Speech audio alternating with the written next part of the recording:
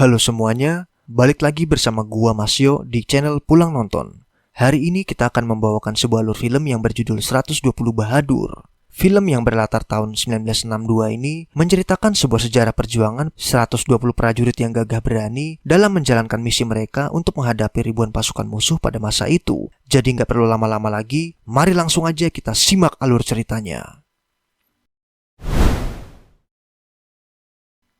Dikisahkan pada tanggal 18 November 1962, terlihatlah seorang prajurit yang berlari dengan sangat tergopoh-gopoh dan seketika dia pun tidak sadarkan diri. Setelah dia dibawa ke sebuah rumah sakit, kedua perwira itu pun menghampiri prajurit tadi. Ketika prajurit itu tersadar, seketika perwira itu pun menanyakan di mana komandan mereka. Akan tetapi, karena trauma prajurit itu pun menjadi kambuh, lalu secara sigap salah satu perwira itu pun memberikan sebuah penenang. Kita akan mundur sejenak ke 3 hari sebelumnya, tepatnya pada tanggal 15 November 1962. Terlihatlah prajurit muda yang sedang menuju ke sebuah tempat. Dia merupakan seorang pemuda yang terbaring lemah tadi. Dan dia memiliki nama Ramchandar Yadav, atau bisa kita sebut sebagai Chander. Chander adalah seorang prajurit muda yang baru beberapa tahun dilantik, lalu dia pun merupakan bagian administrasi dalam Angkatan Darat India. Akan tetapi, karena konflik di perbatasan Cina yang tepatnya di Rezangla, Chander pun diperintahkan untuk masuk ke dalam Satuan Kumaun 13 yang memegang peranan sebagai operator radio. Dan di tempat lain, kita diperlihatkan oleh seseorang yang nekat pergi ke zona konflik, dan saat dia sudah bergerak beberapa langkah, sniper musuh pun terlihat dari sana. Seketika dia pun memberikan arahan kepada snipernya untuk membidik ke arah yang sudah ia berikan. Saat dia sudah mengangkat tangannya, dia pun terkena serempetan peluru sampai sirup marjan pun harus tertumpah ke tanah Rezangla. Seketika saat dia memberikan posisi menyerang, terjadilah. Setelah sang sniper meminta izin komandan untuk membereskan satunya, sang komandan pun tidak mengizinkannya. Sang mayor yang bernama lengkap Mayor Saitan Sikbati, atau bisa kita sebut sebagai Saitan saja, karena memang sejarahnya sangatlah melegenda di tanah India. Dia pun beserta anak buahnya segera kembali ke pangkalan militer. Di tempat lain, kini Chander yang sudah memasuki markas militer perbatasan melakukan registrasi dan diberikan vitamin selama di sana. Lalu dia pun menyaksikan sebuah pergelutan yang tidak penting hanya karena memperebutkan coklat yang ada di situ.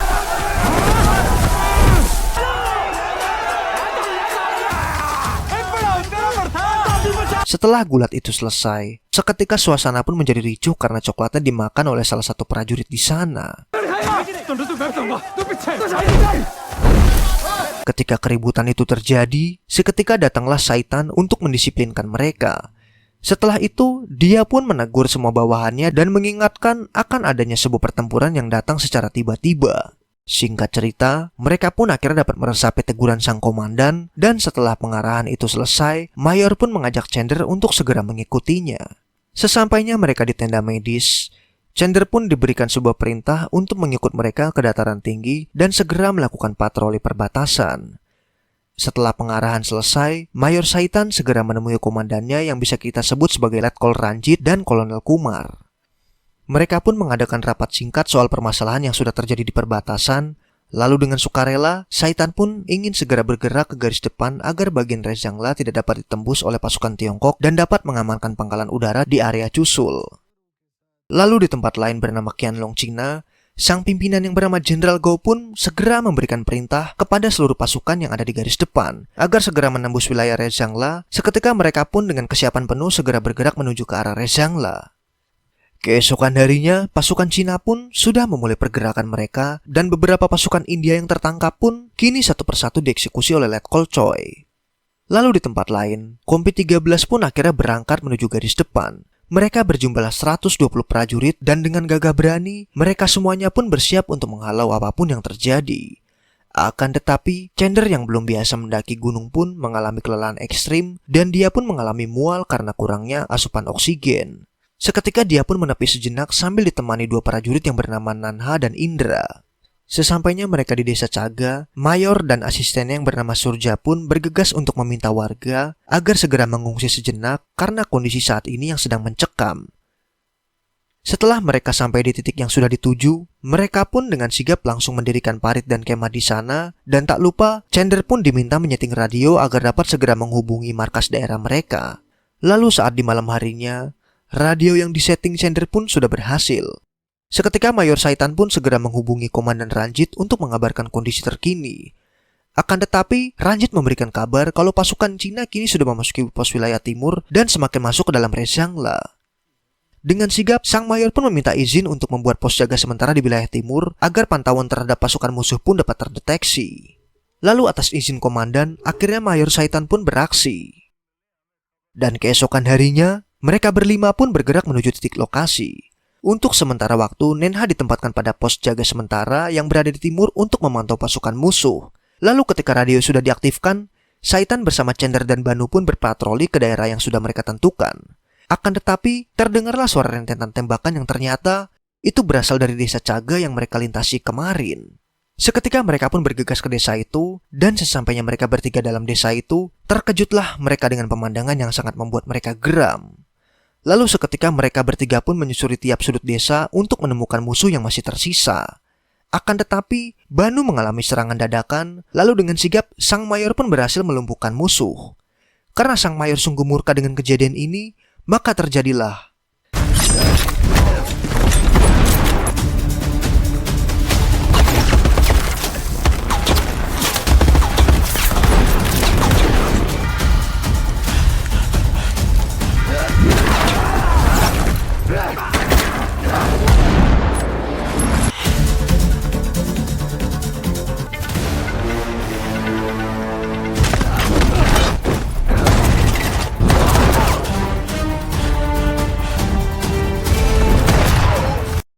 setelah Mayor Saitan menghabisi semua musuhnya, dia pun seketika terkaget dengan pasukan musuh yang amat banyak dan memasuki wilayah itu.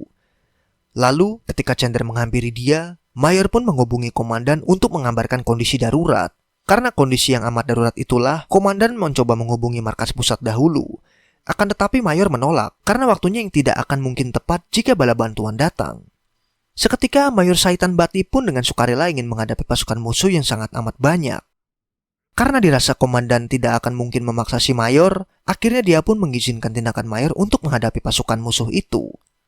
Lalu malam pun tiba. Cender dan Mayor pun hanya bisa terdiam karena 3.000 pasukan yang sudah melewati mereka berdua.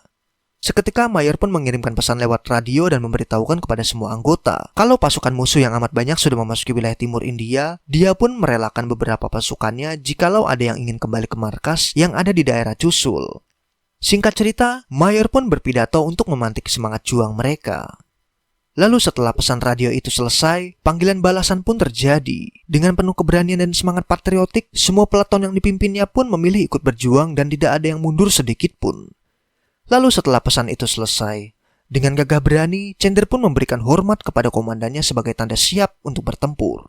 Kita maju sejenak ke tanggal 21 November 1962. Terdengarlah kabar genjatan senjata yang dilakukan oleh Tiongkok demi mengakhiri perang yang sudah terjadi. Seketika Cender pun terbangun dari istirahatnya yang sudah 3 hari mengalami koma. Setelah itu Komandan Ranjit pun dihadirkan, dan secara sigap sang komandan memberikan sebuah alat perekam untuk merekam segala kesaksian dari Cender si unit operator radio. Sang komandan pun memberikan peringatan, jikalau kesaksian Cender merupakan karangan, maka dia akan segera diadili oleh peradilan mahkamah militer. Cender hanya menatap sang komandan dengan air matanya yang keluar. Seketika, dia pun kembali memberikan keterangannya. Kembali pada tanggal 17 November 1962, setelah pidato yang membakar semangat para prajurit, akhirnya Mayor Saitan pun menggerakkan semua pasukannya di titik pintu masuk Rezangla.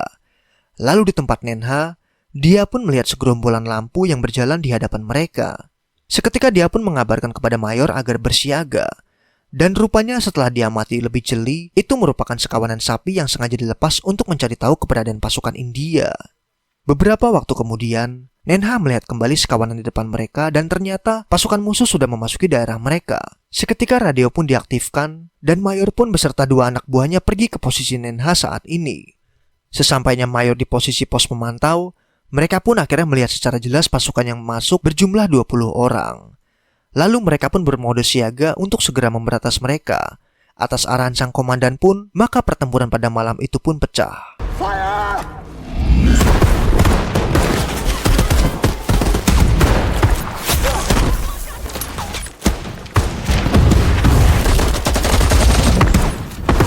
Awalnya mereka mampu mendominasi pertempuran itu, akan tetapi saat seorang pasukan melontarkan basoka, keadaan pun berbalik. RPG! Naasnya salah satu prajurit bernama Ramlal terjebak oleh bebatuan yang menimpa dirinya. Lalu dengan sukarela dan berani, Ramlal menjadikan dirinya umpan agar semua prajurit dapat meninggalkan tempat itu. Setelah mereka sudah meninggalkan Ramlal, maka dentuman pun terjadi atas gugurnya Ramlal. Beberapa jam kemudian, saat mereka sudah kembali ke peleton terdepan pasukan, ada beberapa pasukan yang masih bersedih atas gugurnya Ramlal. Seketika Mayor Saitan pun membakar semangat patriotnya agar semua pasukan tidak menjadi takut sebelum berperang. Mereka semua tidak ada yang beristirahat pada malam itu, hanyalah kewaspadaan yang selalu menyelimuti mereka dan kepastian dari perang ini. Singkat cerita, saat badai salju pun datang, mereka pun bersiap siaga pada posisi mereka untuk mengusir para musuh itu. Namun apesnya, radio milik Chander pun mengalami masalah sinyal, dan dengan terpaksa dia pun harus mundur ke peloton 8 untuk mendapatkan sinyal dan segera menghubungi Komandan Ranjit dan Punjab. Dan saat mereka sudah bersiaga untuk menunggu pasukan musuh, maka terlihatlah musuh sudah hadir di depan mereka. Lalu, atas perintah sang komandan mereka, maka pertempuran pun pecah di garis peloton 9. Fire!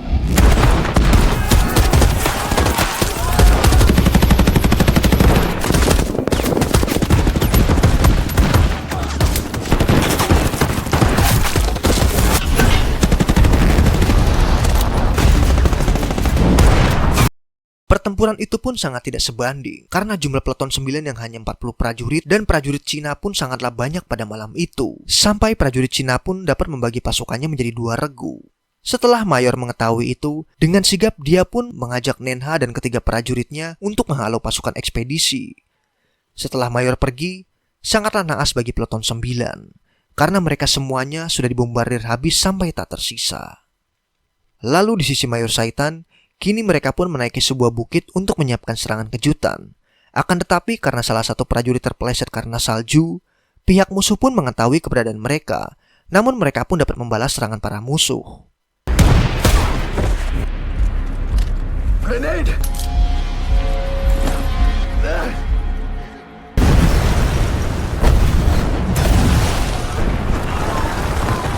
Setelah mereka berhasil menghalau pasukan ekspedisi musuh, mereka pun kembali ke barisan peloton 9.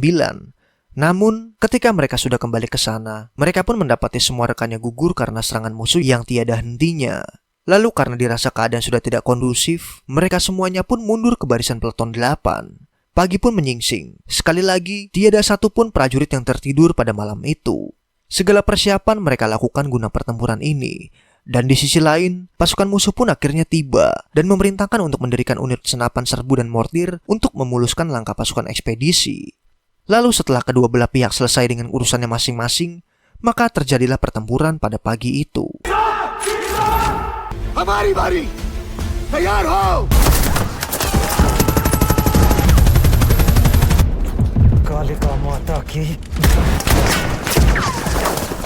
Peleton 8 mengalami banyak serangan karena ulah senapan serbu dari musuh. Lalu mereka pun segera menghubungi peleton 7 untuk menyerang balik pasukan musuh.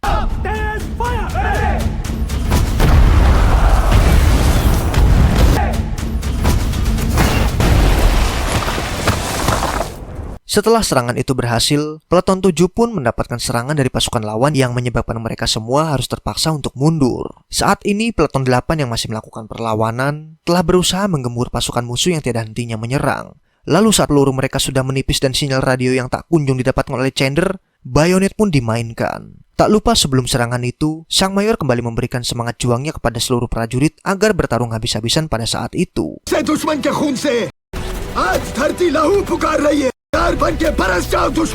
Setelah bayonet sudah terpasang, maka dengan penuh semangat patriotik, mereka pun kembali melawan.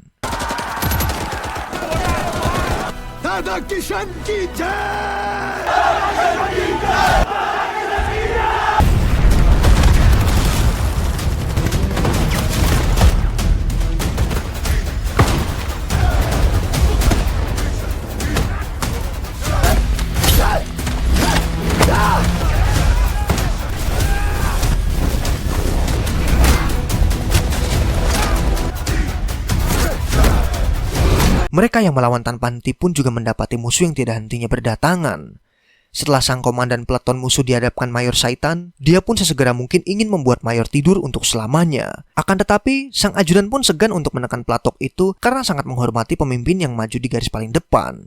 Setelah satu persatu musuh dijatuhkan Mayor, dia pun menerima serangan dari Letkol Choi. Saat Letkol Choi sudah merasa di atas angin, akhirnya dia pun dibuat tidur selamanya oleh sniper kesayangan sang Mayor.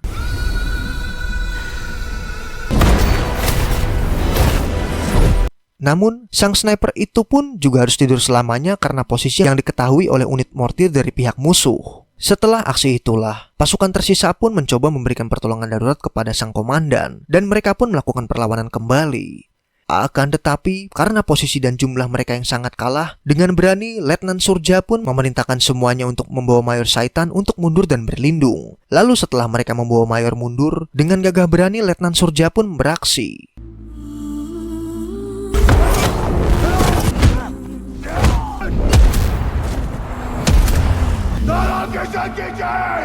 Letnan Surja mengorbankan diri agar semuanya dapat mundur. Lalu saat ini, kondisi Cender dan lainnya hanyalah bermodalkan nekat untuk menghalau semua pasukan musuh. Dengan gagah berani, Nenha bersama rekannya berhasil menidurkan satu persatu musuh.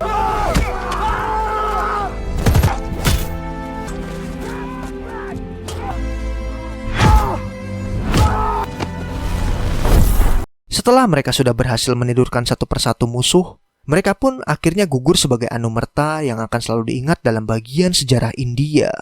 Lalu di sisi lain, saat ini Cender hanyalah sendiri. Sang komandan yang sudah sekarat sangatlah diragukan untuk tampil kembali. Lalu dengan pasrahnya, dia pun mencoba menyerang pasukan musuh. Akan tetapi karena tembakannya meleset, dia pun diserang balik sampai menyebabkan dia pun bermodalkan nekat kembali. Setelah dia berhasil mengalahkan satu musuh, dengan sigap dia mengambil jaket musuh untuk mencoba menghangatkan sang Mayor. Akan tetapi, dia pun rupanya sudah ditodong oleh beberapa musuh yang sudah ada di sana. Namun ketika dia sudah mengatakan pidato yang sama dikatakan Mayor, seketika 2 kali letusan pun terjadi dan membuat kedua musuh itu pun untuk tidur selamanya. Rupanya, sang Mayor masih bersiaga untuk memastikan keselamatan anak buahnya itu. Lalu sang Mayor memberikan sebuah jam tangan dan surat untuk diserahkan kepada Letkol Ranjit sebagai tanda bukti kalau mereka sudah melakukan perlawanan. Namun Cender menolak untuk itu semua dan ingin tetap berada di samping sang Mayor. Lalu dengan tegasnya, Mayor Saitan pun memberikan perintah terakhirnya agar Cender mau menuruti semua itu. Seketika dengan berat hati, Cender pun harus meninggalkan Mayor Saitan yang beberapa saat lagi akan berpulang. Sebelum Cender pergi, maka terjadilah